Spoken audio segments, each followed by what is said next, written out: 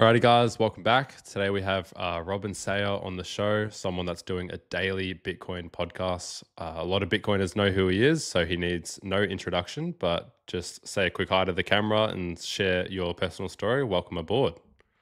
Hi, thanks so much for having me. Yeah, like my personal story, I don't know. I was a software developer before. I was an account manager in an IT security company before.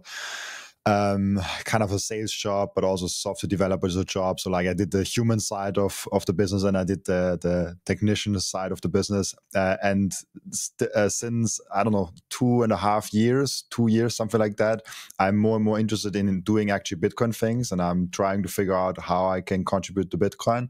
And almost 1.5 years ago, to the point exactly, I decided to go all in and go with all my power into Bitcoin and started the daily Bitcoin podcast. I'm doing content now for Bitcoin since 3 years, but like people started noticing me probably around like the last, I don't know, 12 months around that time. And yeah, that's what I do. I just talk with a lot of Bitcoiners. I'm a co-founder of Microseed. We're doing a self-custody, like metal backup thingy. And yeah, doing more and more into Bitcoin and just helping out the community. I've been following you for quite a while, and you first sort of started on X and Twitter, and you were just doing tweets, replying to tweets, setting a challenge to reply to as many tweets as possible, sort of just push Bitcoin on there. What made you pivot from X to now YouTube and doing podcasts? Because that's a pretty big pivot. Yes. So there's a tactical thing, and then there is just like the fun thing. So the tactical thing was I went to conferences and everyone, like some people already knew like Rob Inside and like the handle, but nobody knew my face and how I looked. So like when I told them, oh, I'm Robin, then they're like, oh, I've seen that Twitter account, but they did not recognize me. So the tactical thing was like I wanted to be as deep in the community as possible, and I was like, okay, like I should show my face. Like that was the tactical thing. So I was trying to figure out, should I do TikTok videos, should I do long form, should I do short form? I tried for half a year every kind of different video format that I possibly could find, and the funny thing is I did not find one that I really liked. And then one day and the podcast didn't came in my mind. It was so funny because like podcasting is so obvious to do as a video format, but it was not in my mind. It was not something that I was like, oh, I should do a podcast, because I thought I need to be a huge personality to be having a podcast, because I only watched huge personalities for podcasts. So I was like, no, I should probably start with doing like solo episodes and like TikTok videos and stuff like that. And then my girlfriend kind of said like, oh, why don't you start a podcast? Because you already talk to Bitcoiners online. Like at the time, I already had online meetings with Bitcoiners, like with you, and just like talked with them and just had a conversation. And I was like, I could probably do that, and she told me like, yeah, you should do that, and I was like, okay, let's start that, because then I can cut out shorts from that, and it's a nice format. And so I basically, from very simply said, I took what I already did and just pushed it on YouTube, and this was kind of well received and people liked it, and so I did it more and more, and within like 4 months it was so successful that I got my first sponsor, and I got then I decided to just go all in with my thing. But yeah, Twitter was where it started. Twitter was the fun where I did every single day 5 to 12 tweets. So it started with 5 and ended up with 12. Now I'm back to 5 actually. And this is it's still the most fun for me. Like going in the morning, sitting down and seeing like, oh, what are the 5 tweets that I can send today? What are the topics kind of, again, staying up to date with where's the community, where's the news cycle. And then just going ahead and tweeting that out and replying and having wars on Twitter on like different topics in Bitcoin. This is still the most fun. My Twitter channel is still the biggest channel I have, even though my YouTube channel is soon catching up. So I think my YouTube channel will probably be bigger soon than my Twitter channel. But Twitter is still like it's so fun to do Twitter and to be on there. Yeah, you should create your own meme coin because I feel like you'd be able to gain enough hype and traction. You'd just be on Twitter, 12 posts a day. Come on, pump the price, pump the price. But I'm glad you're on Bitcoin's team, so that's good. You're sort of living out a lot of Bitcoiners' dream in the sense of you're not only stacking Bitcoin and living on a Bitcoin standard, but you're also your work is to pump out more Bitcoin content. So I think you're almost an inspiration for a lot of Bitcoiners when it comes to, hey, you can actually just leave your full-time job. And if you can find a way to create value for other people, yeah, you can essentially work for yourself and then just pump all those profits into Bitcoin. Could you maybe share just a little bit of how that decision was not only difficult initially, but how rewarding it was to make that shift? This is we could make the whole podcast on this. I'll keep it brief because I think the main thing for me is when you have already something existing, like you already have a career that you have been in, and I've been into the career already 6 years. Even though I'm young, I had the IT security job where I was programming, but also on the client side and helping customers and clients to have our software solution implemented. I was doing that for 6 years, and I liked the boss, I liked the people that I was working with, I liked the product. I was just not super psyched to be in IT security. It was just not like IT security isn't my passion, so to say. And so when this Bitcoin thing came around, and I noticed that in my free time, I'm spending a lot of time on this Bitcoin thing. And I created content on Twitter and even like a little bit on YouTube already for like 1.5 years and didn't get anything for that. This changed around Christmas 2020. Oh gosh, 2023. Yeah, Christmas 2023 was where it changed this. Where I got the first time the notification of Twitter, like, "Hey, you are monetized on Twitter," and I'm like, "Wait, what? Like, how? Like, I get now money for like shit tweeting shits all day long." And this was kind of for me a turning point. It was also a turning point around the same time, actually the same Christmas. Jeff Booth agreed to be on my podcast, and I always looked up at Jeff Booth like a god, god figure, and I was like, he comes on my podcast. That's crazy. So like there were like multiple signals just from the market where I'm like, oh, this could be bigger. Like I could maybe make this a full-time job, but there were no guarantees. Like there was not a big company that said like, oh, we'll sponsor you for the first year or anything like that. There was some experiment like, hey, for the first 1-2 months, we'll give you that money and maybe it works out. So there was nobody that really pushed me and nobody that really sponsored me, and Bitcoin was anyways always, it was just me. Like that the only person I knew in Bitcoin in my private life was me. And so it was a big step for me because I didn't had any big role model in my own personal life. I didn't have anyone that said like, oh, you should do this, you should pursue that.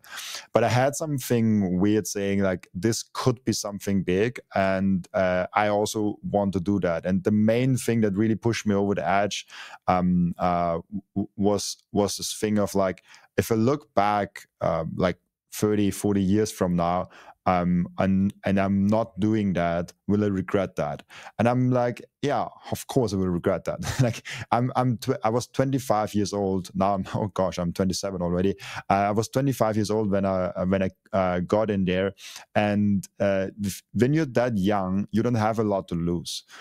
You really don't have anything to lose. Actually, you think your whole world might come to halt and you lose everything, but you don't have anything. I didn't have kids. I don't had a family. I didn't have a house or like a company or anything like that. I was just like a guy who had nothing and was afraid to lose everything in that process. So at some point I realized that, and I was like, I'll just jump now. And of course, after 2 months, the only sponsor I had was saying goodbye to me. And I've luckily found another one, and it just kept going. And I was just hustling like 80, 90 hours a week to make this thing work. And somehow it did work out, and it was a big moment for me that it actually worked out. And I'm so glad that I can inspire someone else to do the same thing, even though I always want to make sure to say this is freaking risky. Like I only did it because I didn't had anything to lose. Um, uh, because you literally can stay after 1 year and say like, oh yeah, I have a podcasting business that doesn't make any money because nobody wants to watch my content, and I also lost my previous job, and I went through my savings. So it's not something that I would recommend someone that has something to lose. But if you have nothing to lose, like like why don't you like just go ahead and do it, especially if you're young. Like if you're under 30, like what do you have to lose? Like you can just you can just go ahead and do things. Like if you I don't know how old you are, like 20, 25, I don't know, you can basically just still live with your parents and just like do the thing and have no expenses at all. Like I mean, this is a mindset I got from Gary Vee a lot. He's like, you have to see what you can sacrifice, and you should have the humility to sacrifice the fancy apartment, the fancy car, the fancy things, and just go back to your parents' basements and work your ass off to make it work.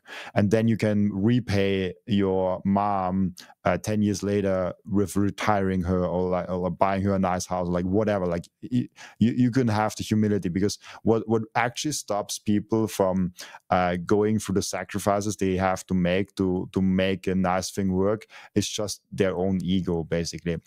So it was a little longer than I thought, but it's basically my message is you can just do things, and I hope I'm an example of that, where I didn't had any fame, I didn't had any money, I didn't had any experience or knowledge. I think I'm not the most well spoken. English is not even my mother language. Like I had a lot of people telling me like, oh gosh, I don't even understand what you're saying because you have such a weird accent. So I didn't had anything going for me. I just was hustling every single day, and it kind of worked out. So I think I'm an example of, if you have nothing, you can still make something. Yeah, I think that whole idea is like sort of what brings a lot of people to Bitcoin. It's like, I have nothing to lose. I hear everyone around me, like, especially for me, like I'm 21, all my peers are just going, I have no money. I have no this, I can't buy a house. And it's just like, wait, so you're telling me if I don't take the risk, that's my future? So to me, how is that a risk? Like, what am I going to lose? Because I'm even talking to people that are quite a bit ahead of me in life, in age, and they're still telling me how much of a struggle it is. My bills are too much. I can barely afford the house. I had to sell the house. I'm renting now. I have $10,000 in my bank account, and they're like in their 40s, their 50s. And I'm going, wait, so if I don't take a risk on Bitcoin, this is potentially my path. And I just go, what is there to lose? Like, there's a reason now that I tell people, hey, I'm going to try something different and do an alternative way. And you can tell me about all the risk and, hey, I did it this way, you should do it this way. It's like, there's nothing to lose here. Like, I feel like this is the one chance to make an impact on the world and do an alternative system. And to me, that's Bitcoin. Like, I'm going all in on Bitcoin at 21. And it's like, people think that's crazy, but I'm like, what you're doing is crazy. Like, you're trying to save in a dollar that's getting printed. How is that not insane? Like, the definition of insanity is constantly doing the exact same thing, expecting a different result. And they're all just living in that. So I don't know what your thoughts are on that, but how is Bitcoin sort of a similar thing where it's like, hey, there's actually not a risk here? Like, it's almost like just taking a chance. Like, it's almost just switching to an alternative system. Could you maybe explain how this is an alternative saving system and not just an investment? I think you brought up something really important about risk in Bitcoin. And there's like two sides to that. There's like the crypto gambler Deegan that says like Bitcoin is the most boring thing and the safe haven that we can have. And then there is the commercial, normal TradFi investor that says Bitcoin is the most riskiest thing ever. And it's a good place to be because both are completely wrong. And at some point also a little bit right.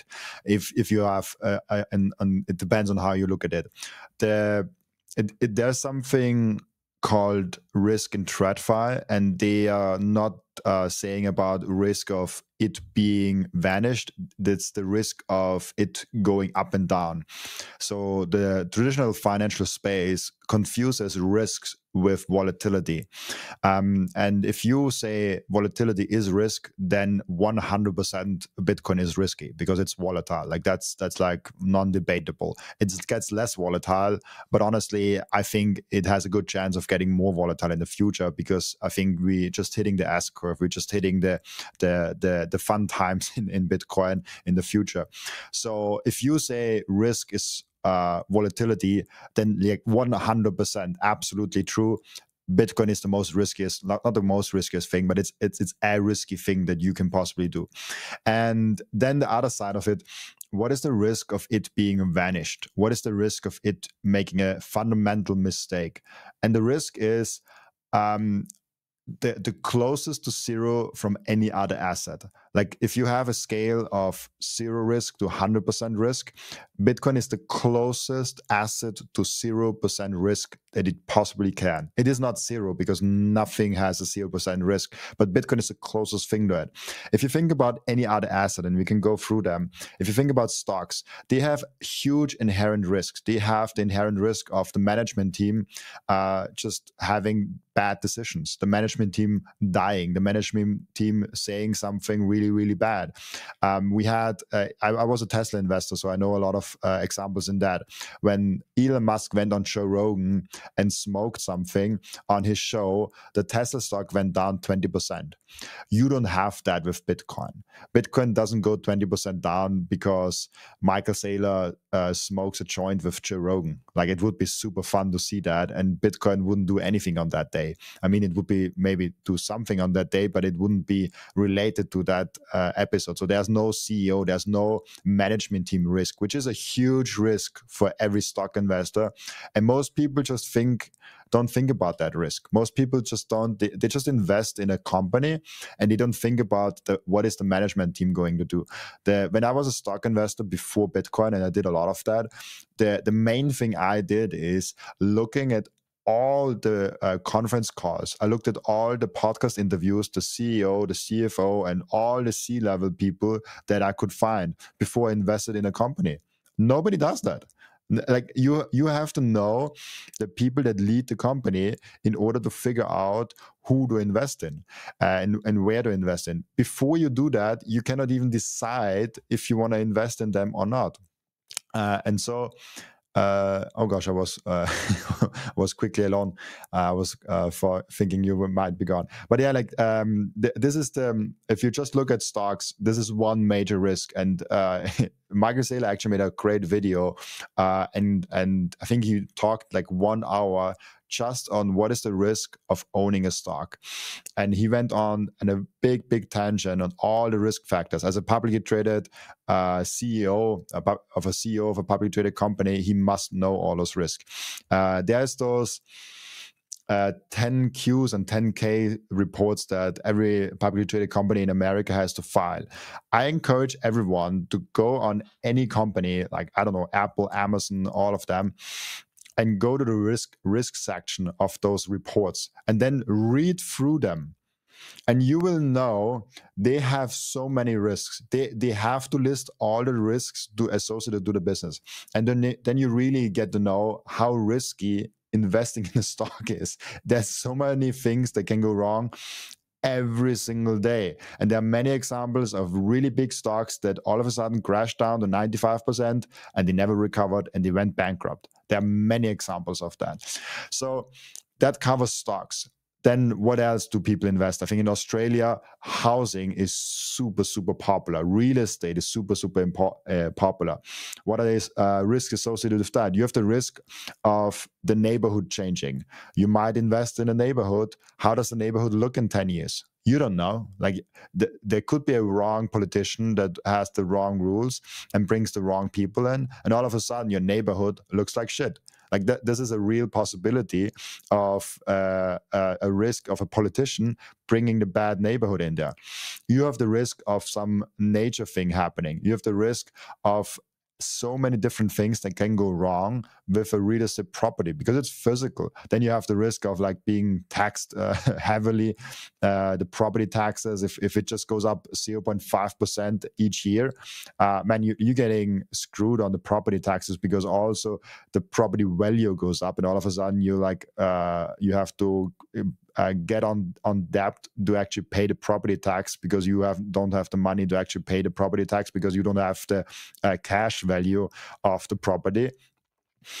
So there are so many inherent risks with properties and real estate that I'm saying, like, how do people see that as a non-risky asset? Like I couldn't, if I would buy the go through the decision tree of finding out the perfect location for a real estate property. Like that's fucking impossible. Like how do you decide if a city, a country develops great in 10 years or not? Like this is pure speculation. And so real estate as an investment is horrible. It's always a horrible financial decision. It's usually always better actually to rent in case like. And I say that very cautiously because I'm young, and I also want to own my own home at some point. I want to own a home with like 40, 45, maybe 50. And this is not because of financial reasons, just because I want to have a roof for my family that I can rely on. And that is always will always be there. And it's kind of the security for the kids. But outside of a life decision, for me, real estate is always a horrible financial decision. I mean, maybe if you live in like in a country where you have the possibilities to have a very great and a loan for like 2-3%, and maybe you only have to do a down payment of 2-3-4-5%, then maybe it can actually make sense financially. But like I'm not a financial advisor, so like you better check with someone. But like if it's a very low down payment and a very low interest rate, it could make financial sense to do that.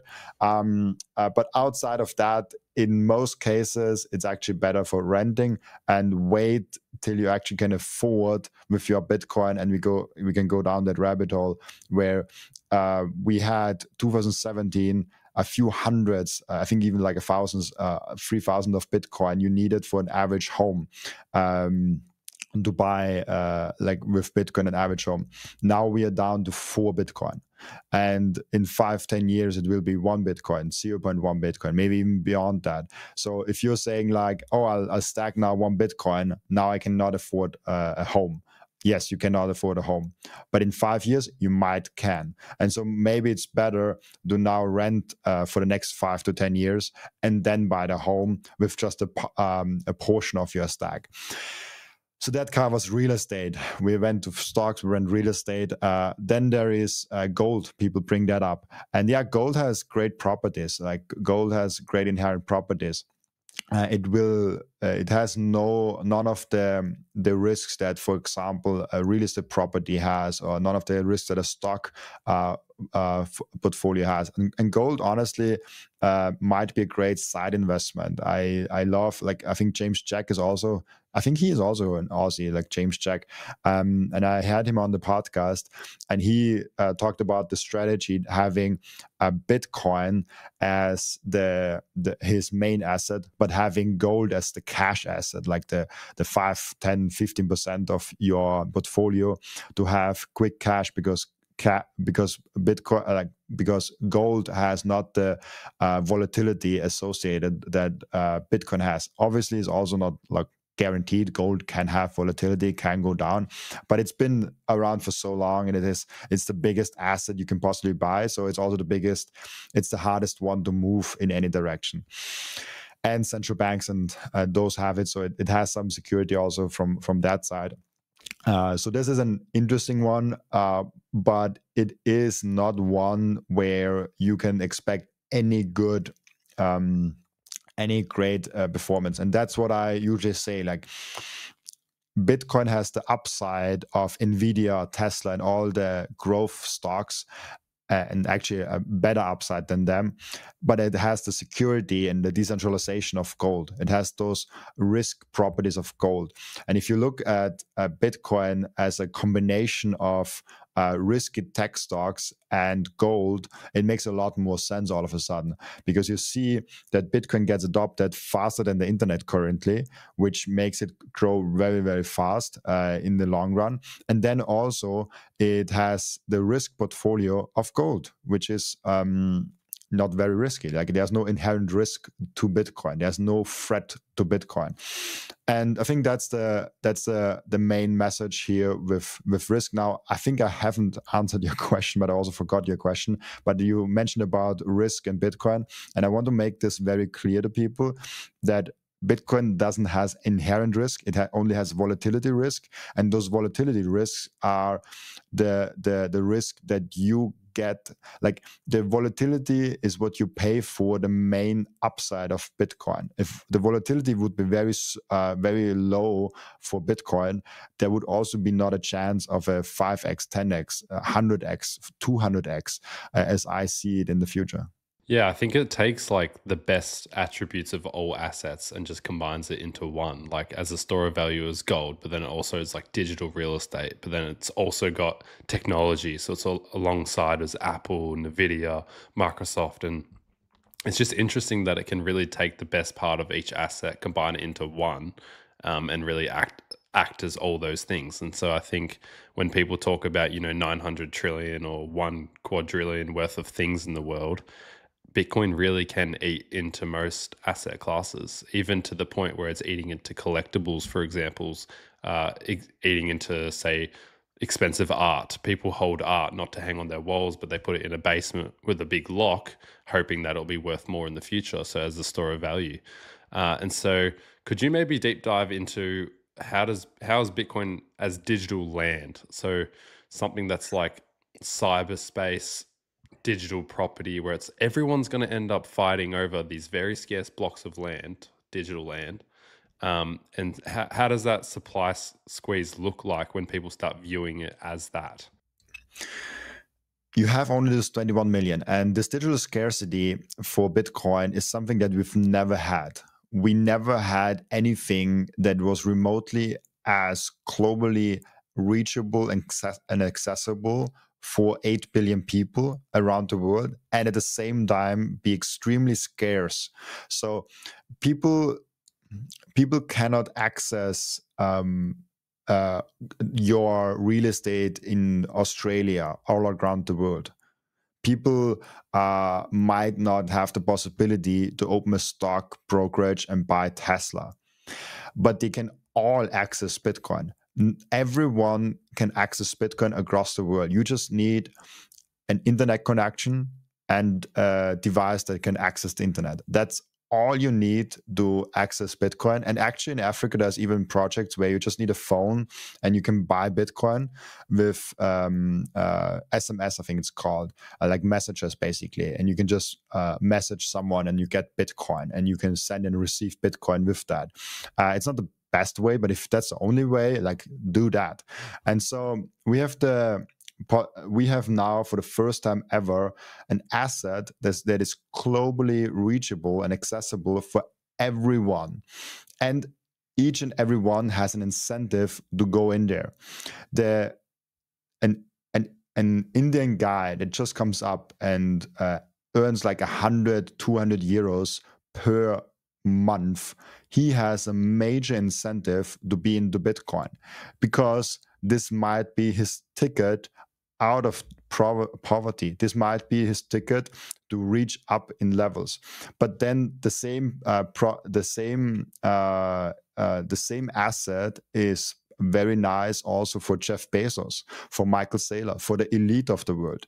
So we never had an asset that is extremely attractive for Jeff Bezos, Michael Saylor, and the Indian guy that earns like 200 euros a month.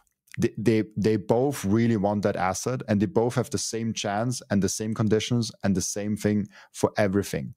So we have an asset that is global accessible, 8 billion people really want it, even though they might not know it yet. And then we have only 21 million slots available. And just for the few people that are very new to Bitcoin, if there's someone listening to that, you can go get those 21 million slots divided into 100 million more slots for Satoshis. And down the line, we probably have to divide it even further, because one sat will be worth too much, and we will have to divide one sats into, I don't know, 100 Nakamotos, or like whatever we are deciding to name it, and whatever the change will be. So we have the situation where 8 billion people want to come to an asset that is reachable for everyone, and it is digital scarce. Imagine you have a house and a plot of land that is 21 square meters only, and you want to fit the whole world. The whole world really wants to be in those 21 square meters. And you now have the possibility to buy a small piece of that land. And 8 billion people want to buy a small plot of this land in the near future, and there's only 21 million slots. Like if you know that, you will go ahead and buy as much of that plot of land as possible. You will say like, oh, this 1 square meter, this half square meter, this whatever square meter, this is mine, and I will not give it away. So those people who are early and understand that as soon as possible have a major advantage, because they see like, oh yeah, like those are the 21 square meters, and I can now buy a small piece of that 1 square meter, and everyone will bid me out of that one day, and I just can give 10% of my small plot of land that I bought there, and be retired for the rest of my life, and be good for the rest of my life. I can buy all the cars and houses and everything that I really want to have, and live a great life with my family. And like this is the main reason for me for the scarcity and the digital Manhattan kind of comparison, because people underestimate that actually everyone will want a plot of land, and there's only like 21 square meters available. Yeah, it's interesting when you hear like there's potentially 4 million coins or whatever the number might actually be that's already gone. So it's like a chunk of this very scarce thing has already been locked up forever. It's not coming back onto the market. So 21 million is no longer 21 million. It might be 17 million. It might be even less for wallets that have been lost. And this is a really scary idea for people when it comes to self-custody, because there's no one to call if they lose the words, if they lose access to it and they've done it something wrong. They've lost the 24 words, but maybe they've lost the passphrase. Maybe they've lost some element to put this puzzle together to unlock the Bitcoin. And so could you maybe just speak into why people that are new to the space, that are just holding it on an exchange, why is this something that's so important to consider self-custody, and maybe go into what does self-custody actually mean? Because I hear older people now saying, how can you turn something digital online to offline mode? I don't get it. Like, what does Bitcoin on ice mean? It's like, oh man, like, could you maybe deep dive into why self-custody is really important and what actually is self-custody Bitcoin? Yeah, cold storage has nothing to do with the temperature. It's like, and so I think if you really want to be involved and associated with Bitcoin, you should be a Bitcoiner. And a Bitcoiner is not someone that holds Bitcoin. A Bitcoiner is someone that is a participant of the network. And you can only be a participant of the network if you hold at least your own keys. Like this is the minimum requirement for someone to be considered being a Bitcoiner. If you don't even sign a transaction on the network and have your own keys with receiving addresses and sending addresses, like then like you are not participating in the network. You just hold an IOU of a Bitcoin, and you might be considered also Bitcoiner because you theoretically hold Bitcoin, but self-custody and taking advantage of having physical delivery of your own Bitcoin. And with physical delivery, I don't mean like you get like a coin or anything like that. You basically just hold a key. And how this works and how this looks is very easy. You have signing devices, and you have a way to back up those signing devices. So the signing devices hold your private key, and with them you can sign a transaction. And then you can also like create addresses and all of that. And I want to keep it very simple. If someone is currently not self-custodying, I really urge them to start doing that. But before that, I even want to urge someone to do one step further. It's if you do self-custody and you think about what. I start over. This is there's something more important before that. When you have an asset like Bitcoin, it is so new, and there are so many new companies in the space. You have often the thing that happened that those companies can go bust. We have seen it with Celsius, we've seen it with Mt. Gox, we've seen it with so many other companies. And I'm not saying this will happen to Kraken and Strike and all the other companies. It probably won't happen to them, but there's a possibility always that a central party can fail. They can do something wrong. They can make a mistake. They can maybe just bet on the wrong horse. Like they can do a mistake where we are not sure what they're really doing. And so to take that risk out of it, you have to take it on yourself. Like you have to be the person that actually holds the keys. And if you don't have that, you're always on the mercy of someone else. And this is something very important to understand, especially in Bitcoin, because you might need it one day. If you have, how should I say that? You have the possibility to first time ever have your own keys and in your own wallet, and you can send it and you can receive it and you can hold it, and nobody else can do anything for that. For example, if you have a bank account and you want to do a transaction internationally, if, for example, you want to send me from Australia to Europe money, it's not only very complicated because you need a lot of information, but also they can just say no.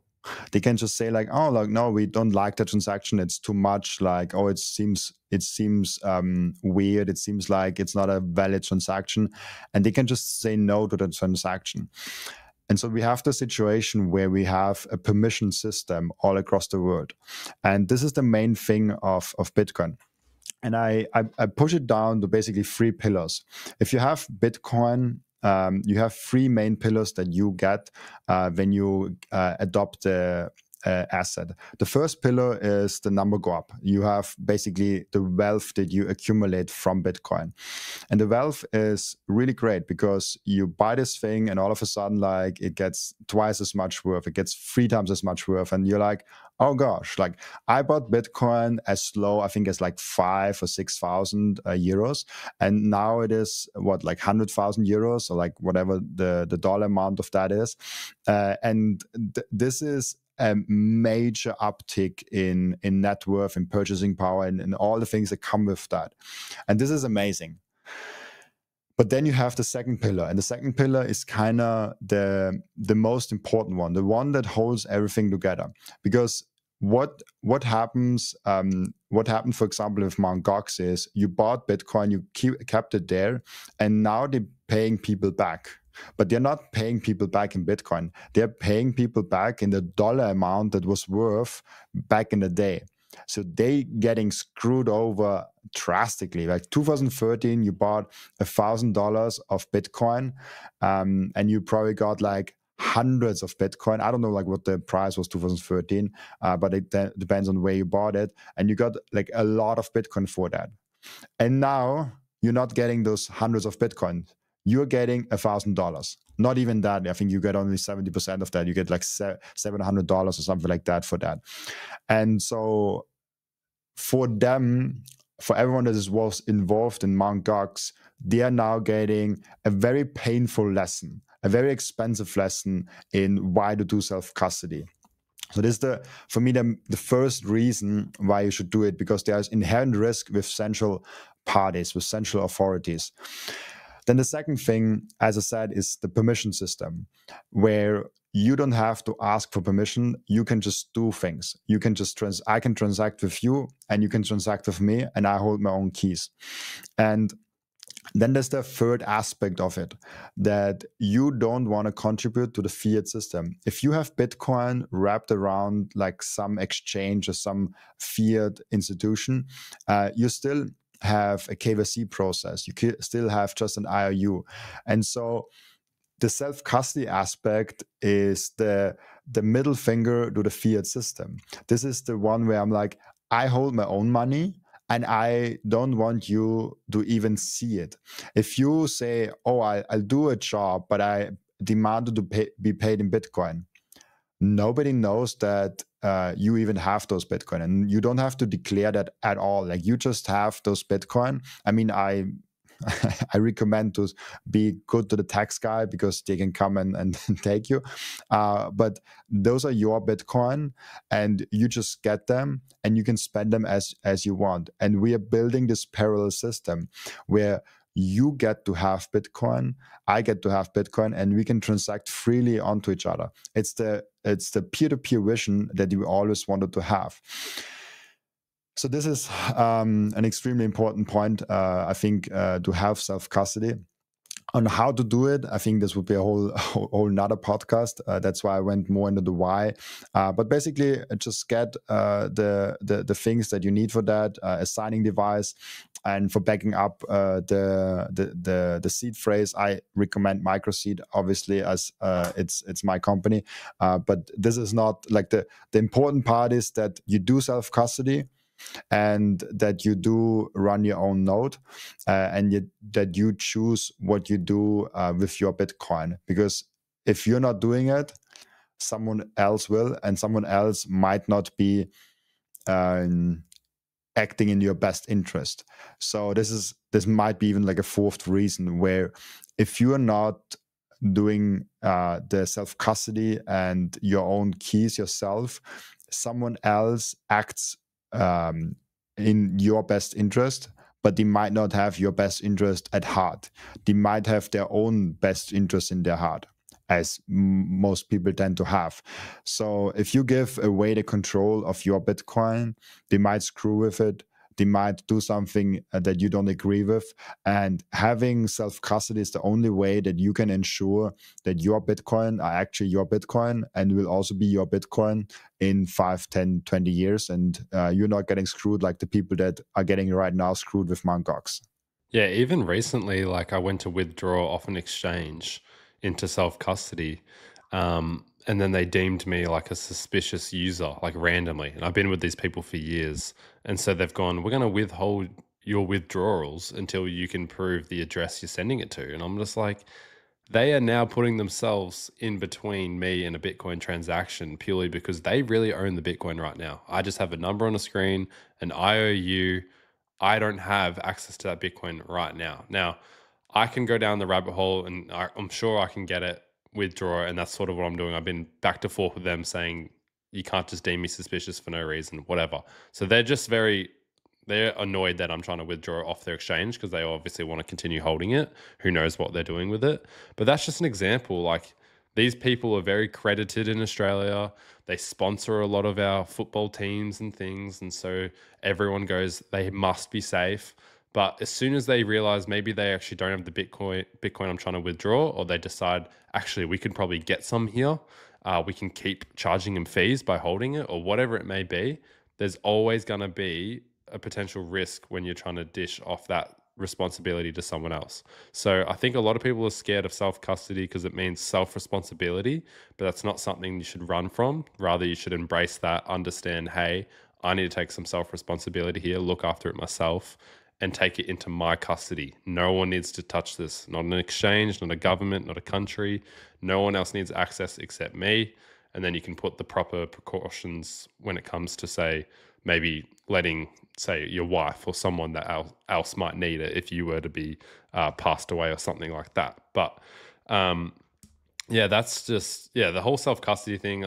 at first it really, really scared me, and it was just like, oh wow, that's a massive commitment. But now it's like, nah, I'm very like frustrated with exchanges and other wallets, and I get very nervous uh, where people are holding a big amount with someone else. It's like, oh man, that's just so risky. Like, imagine they go down and you lose that. It's going to be really hard to get that amount of Bitcoin again, especially as its price runs up. Could you maybe, before we move on to the next topic, just sort of go into why does an ETF sort of fall into a similar realm where it's like, hey, that's not real Bitcoin, that's just an IOU? Because a lot of old people would say, I don't want to bother self custody, I'd rather just get the price action. What are some, I guess, not risks, but why is self custody superior to an ETF? And I want to be careful here because I recommend self custody to people. Like, if you don't know how to turn on a computer, maybe you should take self-custody slow. So there's also the risk of taking self-custody too fast and risking your own Bitcoin. So if the only thing you can do is calling your BlackRock guy and like, oh, I want some Bitcoin, then maybe that's the extent you should do it.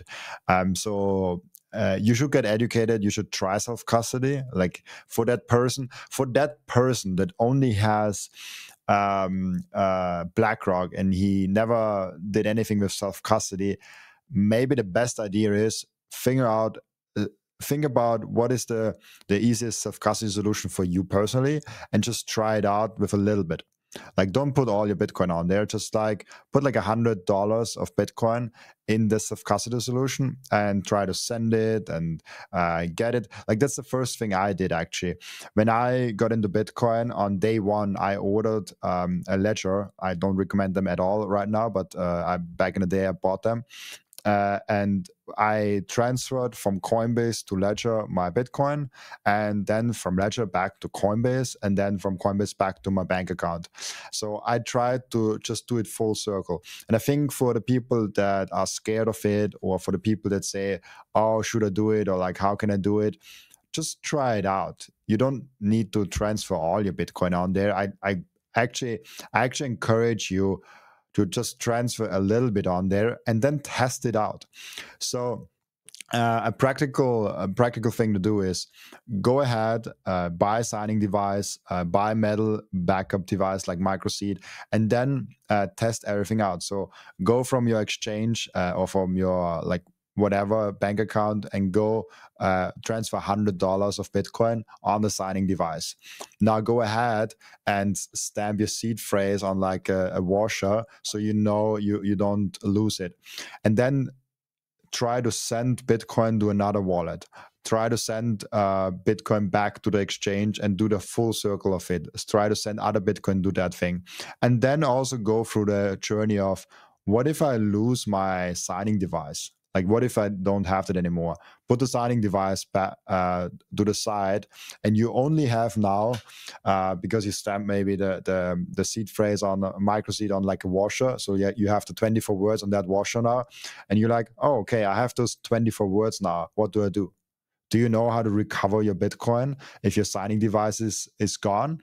If not, you have a problem, because your signing device could break, could like you can put water on there. Like I have a glass of water here. If I put enough water on the signing device, it will stop working, and then I'm relying on the backup.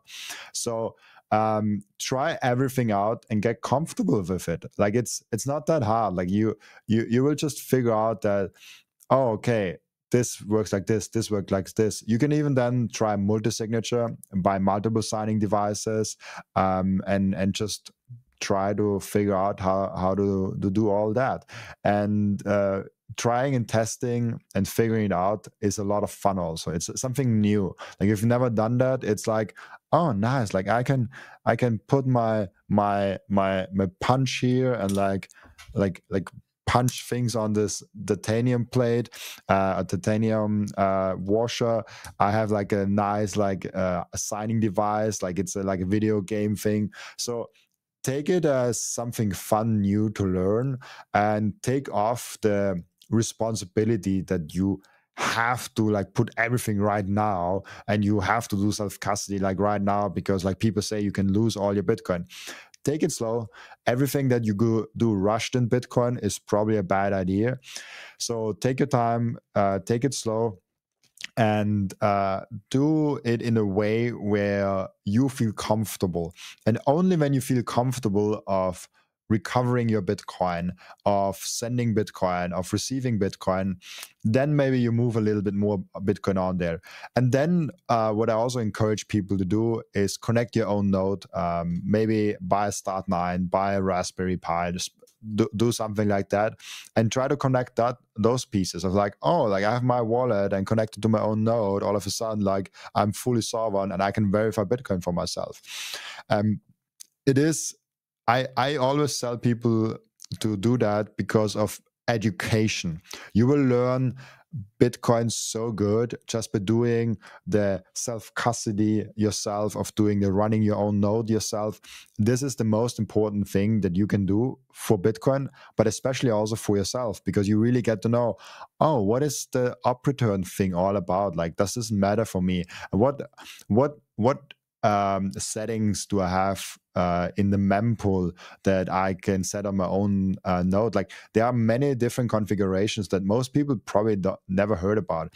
And so with all that in mind, take out the scary thing and the pressure and just try it out. It's a new kind of fun thing to do. And I'm also giving a big disclaimer. The security cost of securing your Bitcoin should match your stack. If you have $500 in Bitcoin, don't buy a $200 signing device, a $200 Microseed, and like $100 of worth of more. Like if you have a stack that is $500, your security cost for securing that Bitcoin should not be $500. But if you have 2 Bitcoin and you have $200,000 into Bitcoin, a security cost for securing that for, I don't know, like $1,000, all of a sudden makes a lot of sense. And so I always say that to people, before you buy a Microseed, make sure you actually have enough Bitcoin. If you only have like $500 of Bitcoin or $1,000 in Bitcoin, stack first more. Like, keep it on exchange. Like, it's okay. Like, if you lose it, it's okay. Or you can also have a hot wallet. I, for example, have a hot wallet on my phone, always ready to go to receive and send some Bitcoin. And this is self-custody, but it's not secure, because if I lose my phone, it's gone. Now you can back up your hot wallet on titanium, and all of a sudden it's a lot more secure, because if someone grabs your phone, he cannot get in there without your Face ID, and you have it backed up so you can get it. A signing device obviously is better than a phone, but maybe that's a great starting point, because this thing costs $200 and your phone you already have, and then you have a security cost of $200, and all of a sudden you have a great setup already if you have like $1,000 of Bitcoin or $2,000 of Bitcoin. And then if you get to $10,000 or $20,000, you can upgrade on along the way, and you don't need, like, I just want to say to people, your stack size matters when it comes to your security. If you have 50 Bitcoin, please have multi-signature, have different kind of vendors, have different wallets, have different setups. Like, don't have everything in one. Distribute the keys somehow, not only locally, but also like maybe even across borders if you have that many Bitcoin. So there are, it's always hard, because if someone asks me, oh, like, what do you have as security tips for securing your own Bitcoin? I'm always pointing people to the Bitcoin way, because they will they will personalize a perfect solution for you personally, because it depends on so many factors, and it also depends on like your budget for that. And as I said, if you have just $20,000 of Bitcoin, maybe a security budget per year for $5,000 does not make sense. But if you're Michael Saylor and have 10,000 Bitcoin, a security budget of $5,000 a year is like nothing, and you should probably spend more to secure your Bitcoin. So that's all that I will say to self custody, and do it, test it out. Even if you're 90 years old and you can barely get to the computer, test it out. It's fun. Like you will learn so many new things, and don't put any Bitcoin on there till you're not comfortable. Like nobody says you have to put all your Bitcoin on there. Maybe you just keep 90% with BlackRock and 10% you put on self custody just to try it out. And maybe after a year you're like, oh, like that's really easy actually. And then you can put 20% on the self custody. Like it doesn't mean to have like, it's not like a switch where you're either 100% in ETFs and 100% in self custody. And your actual question that you asked, why is it risky for BlackRock? I don't think that BlackRock will skew you over anytime soon. But there is the major risk that you are still in the fiat system. You are still holding the Bitcoin not in your own Bitcoin world. You're holding your Bitcoin in the fiat world. And at that point, you're not even a user of Bitcoin because you've never touched the Bitcoin network. You've never signed a transaction. You've never run a node, anything of that. So if the fiat system goes to bust, what are they looking at? If we are right and there's this parabolic move up in Bitcoin, and all of a sudden the fiat system crumbles down, and I talked with Parker Lewis on that, the author of Gradually Then Suddenly, where he says like if one nation state, a G3 nation state, is hyperinflating, the whole system is broken. Like if the euro, the yen, or the US dollar is hyperinflating, one of those three, the whole system goes bust. And then there is a question of, oh, what does this mean for my IOU that I have on BlackRock? Does it mean that I get to have the full Bitcoin? Does this government step in and say, oh, to save America, we need to seize the Bitcoin that we have on BlackRock? We need to seize the Bitcoin that we have on Coinbase. Coinbase is often forgotten, but they have a bunch of Bitcoin. They also have all the BlackRock Bitcoin. Maybe we have to even seize the Bitcoin that MicroStrategy has to save America. And then it's like, oh yeah, I don't want to save America. It's like, I want to save myself. And so better get self-custody for that. And I don't think that's anytime soon. And I don't think BlackRock is some evil, like I think BlackRock is an evil company, but they don't have they just want to make money. And so they will not care about your few Bitcoins that you have. But you still have the risk of like it is in the fiat system and it could go bust anytime. So to conclude everything of that, do self-custody, but do it slowly and surely, and be curious and learn along the way, and slowly increase it according to your knowledge and according to your stack size. It's interesting, like looking at my audience from YouTube, like I have a small audience, but it's all people that are like either older than 40 or a very small percentage younger than 40.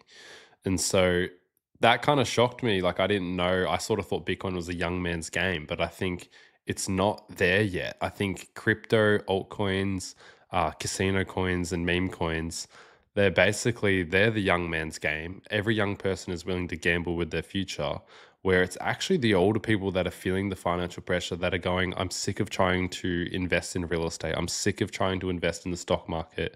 My retirement fund is not going to be enough. They're actually going, something is wrong with the money. What's an alternative? And Gen Z has not caught up. Uh, is this something that you're finding with your audience? And could you maybe speak into how can we reach Gen Z? And is it just a matter of time for them to start catching up? Reaching Gen Z is hard with Bitcoin because out of their view, Bitcoin is very boring.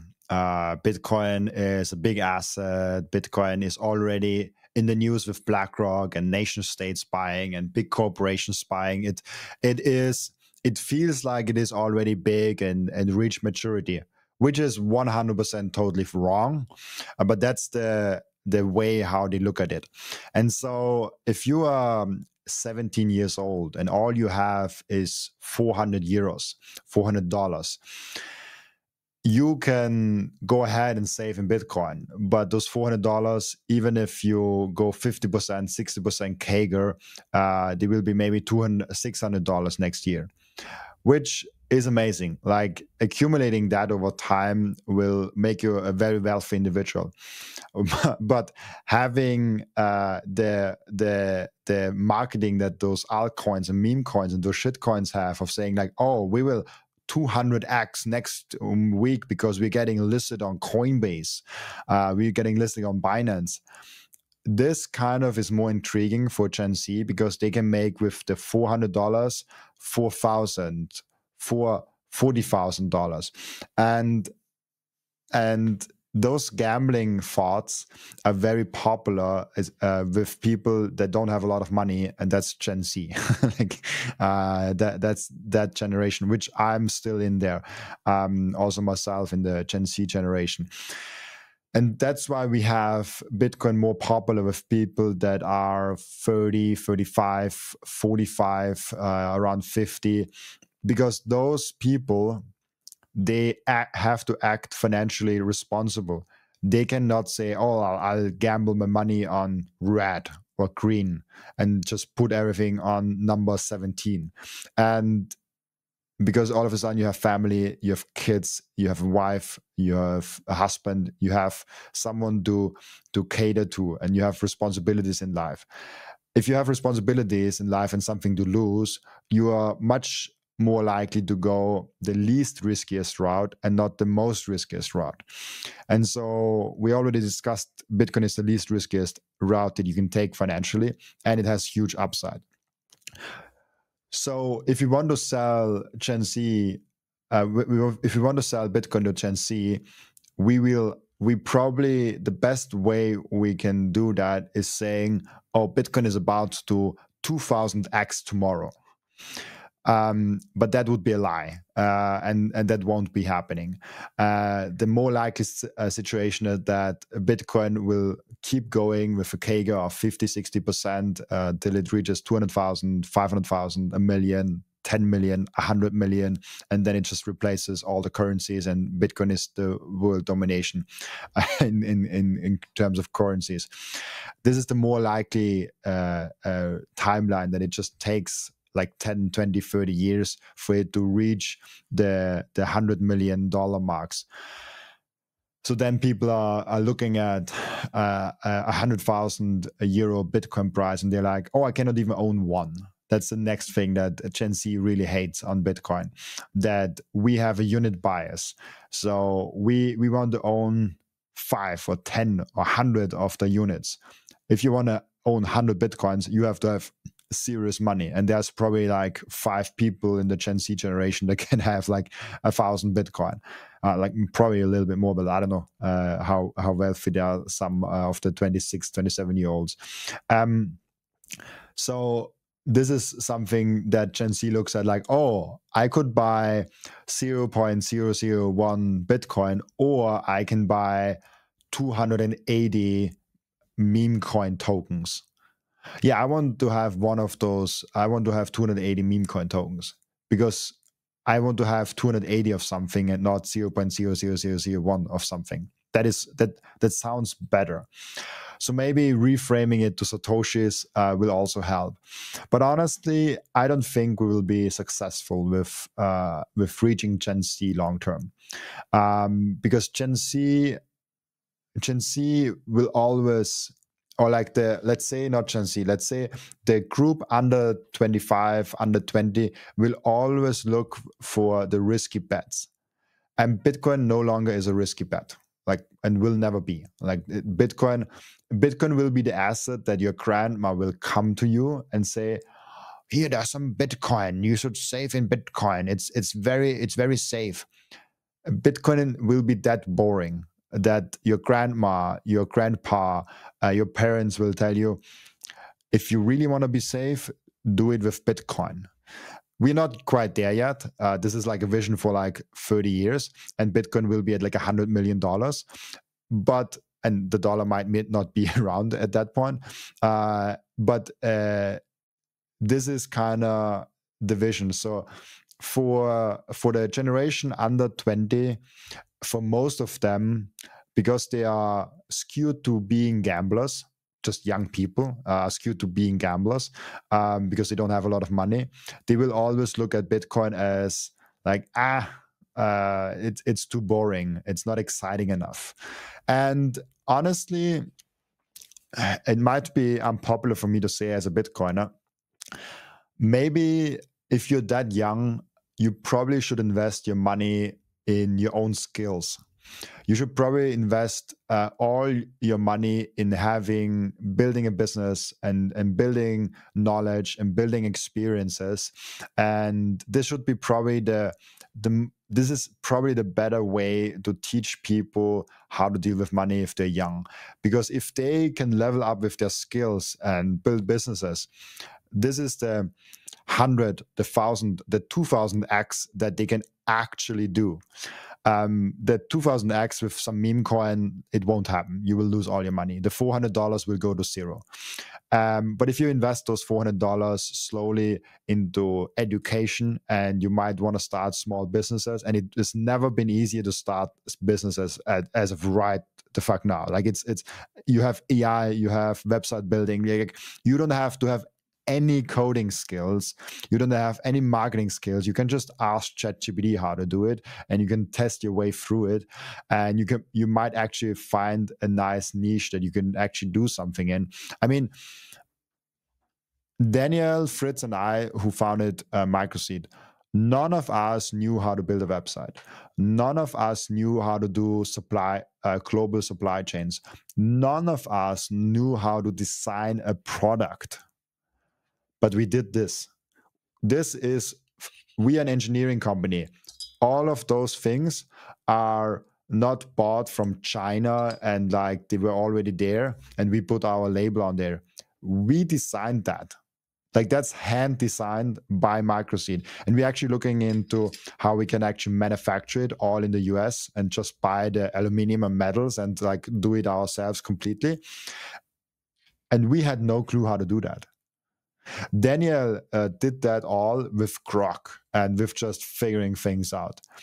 I did the whole website and the payments, and we figured out the global supply chain of how to get all the things to our home so we can manufacture that. Like the boxes that you get from Microseed are put together by us. Like, we do that. Like, there's not some China guy putting it together and we're just sending it out and putting a logo on there. We actually do all that, and we had no clue of how to set up a website, how to reach out to people, and we just did it. And we now have a business that works and people love the product.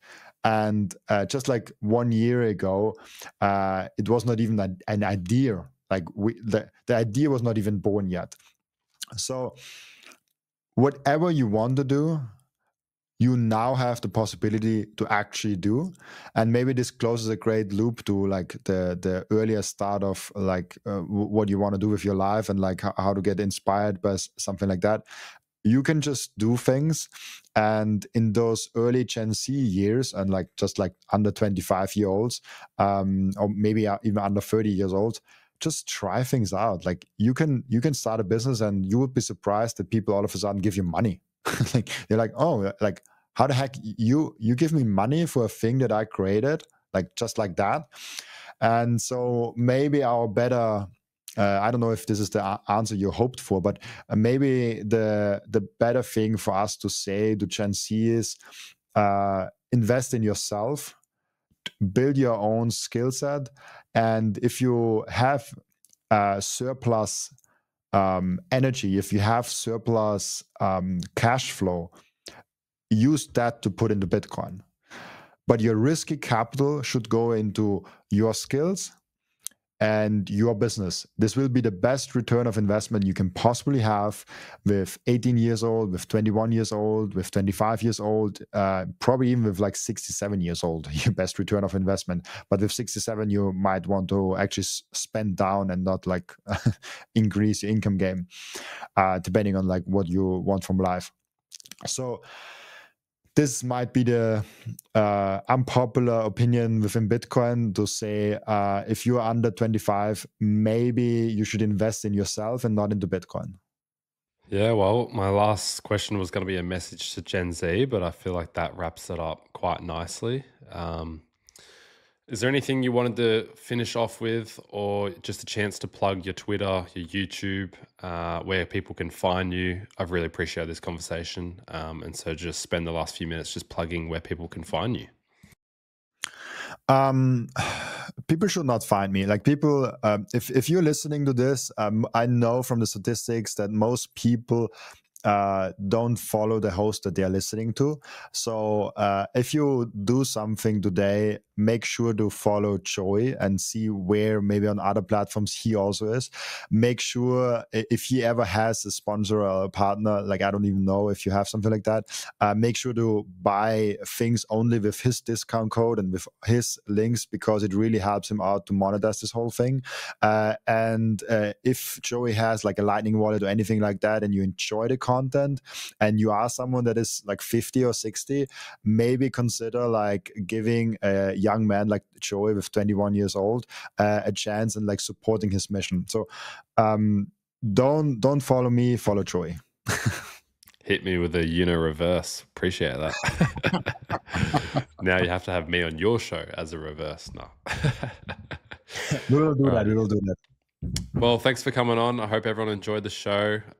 So yeah, I mean, even what he just said, I recommend you do follow his channel because he's doing a podcast every day. So just find him on YouTube. And yeah, just really appreciate you coming on, man. I look forward to doing this again. Oh, thank you so much. It was so great to speak with you. Yeah, awesome. Thanks.